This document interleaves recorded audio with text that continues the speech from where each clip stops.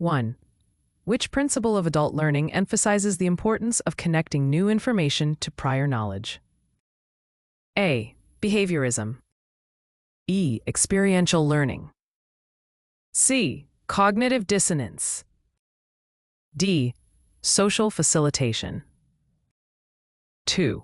When evaluating the effectiveness of an assistive technology training session, which method best measures long-term skill retention? A. Immediate post-test. B. End-of-course survey. C. Follow-up performance assessment. D. Attendance tracking. 3. In curriculum development for assistive technology professionals, what is the most critical first step? A. Designing instructional materials. B. Identifying learning objectives. C. Creating assessment tools. D. Scheduling sessions. 4. Which communication strategy is most effective for mentoring new ATPs? A. Providing corrective feedback only when errors occur. B. Encouraging self-reflection and active questioning. C. Giving detailed instructions without discussion. D. Maintaining a strictly hierarchical relationship. 5. What is the primary regulatory standard guiding the ethical use of assistive technology devices? A. HIPAA. B. ADA. C. FERPA. D. OSHA. 6. When conducting a needs assessment, what factors should be prioritized to ensure proper technology recommendations? A. The client's immediate comfort.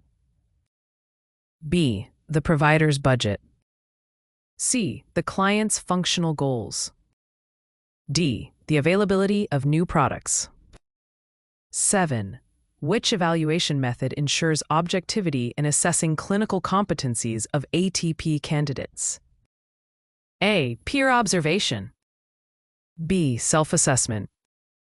C. Structured performance rubric. D. Informal supervisor notes. 8. How should an ATP handle conflicting feedback from multiple team members during a training program? A. Select the feedback from the senior-most professional.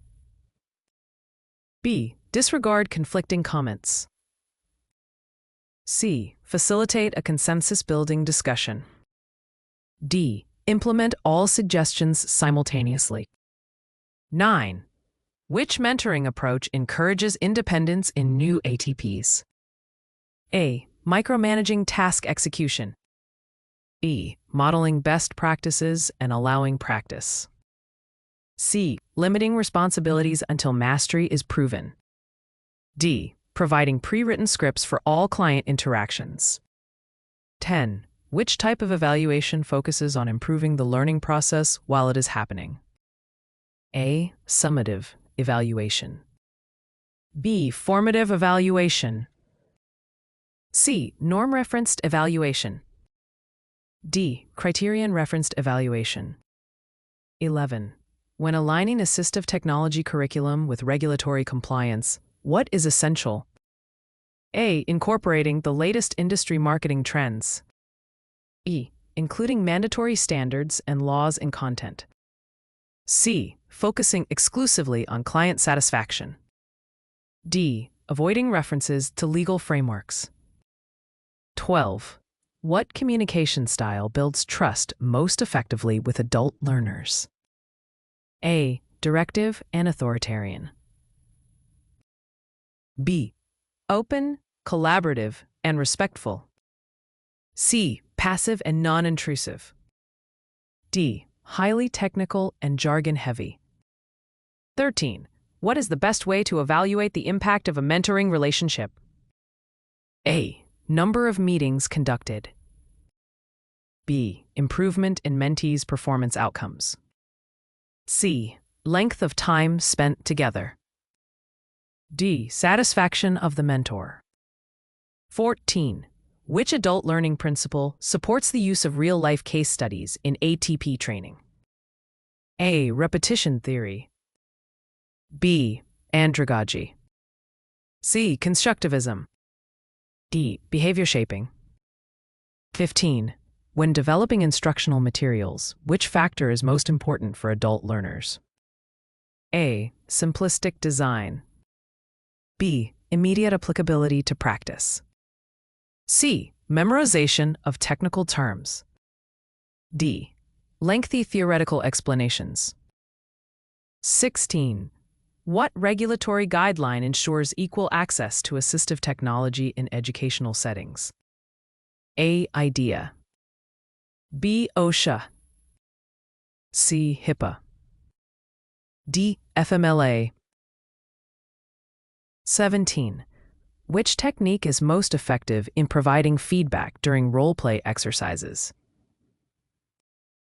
A. Immediate, specific, and constructive comments. B. Delayed written feedback only. C. General encouragement without detail. D. Ignoring mistakes to avoid embarrassment. 18. Which of the following best evaluates communication effectiveness in ATP training? A. Frequency of presentations delivered. B. Learner's ability to demonstrate skills in practice.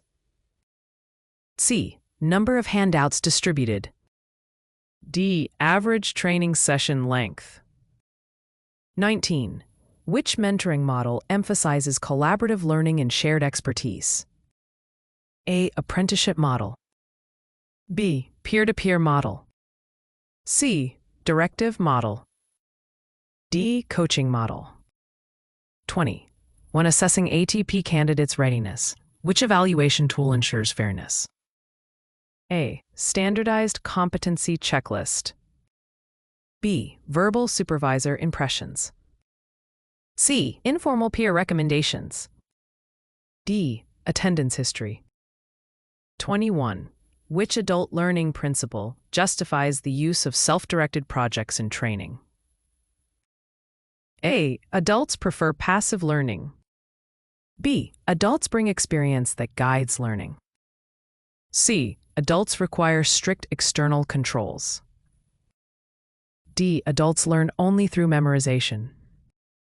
22. What is the most ethical action if an ATP identifies a regulatory violation in service delivery? A. Ignore the issue if the client is satisfied. B. Report and document the violation promptly. C. Wait for the supervisor's opinion. D. Suggest alternative methods informally. 23. Which feedback method improves skill mastery during mentoring? A. Praise only. B. Balanced constructive feedback. C. Delayed criticism. D. Public correction. 24.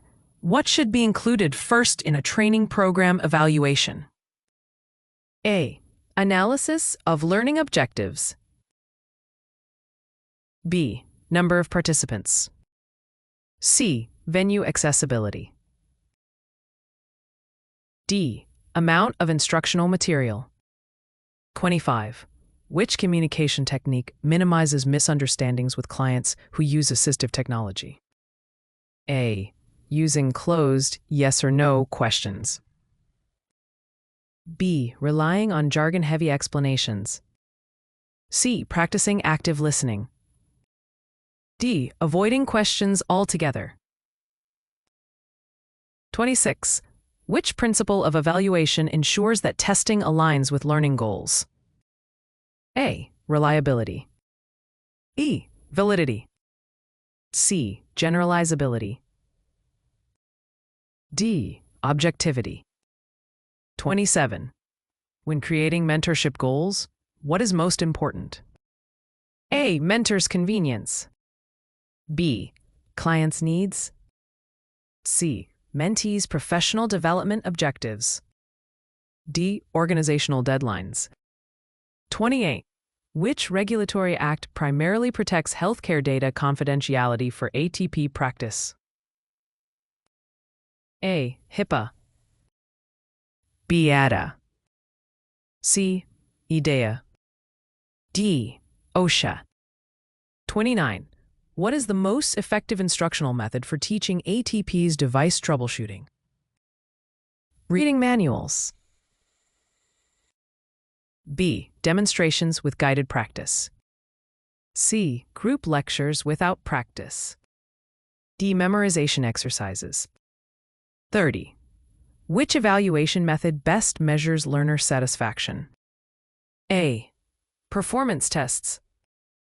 B. Surveys and questionnaires. C. Structured observations. D. Peer reviews. 31. Which communication approach best supports conflict resolution in multidisciplinary teams? A. Passive avoidance. B. Assertive and collaborative dialogue. Strictly hierarchical directives. D. Avoiding difficult discussions. 32. In adult learning, what motivates learners most effectively? A. External rewards only. B. Relevance of learning to personal goals. C. Fear of failing tests. D. Memorization requirements. 33. Which mentoring activity fosters critical thinking skills? A. Providing ready-made solutions. B. Asking probing, reflective questions.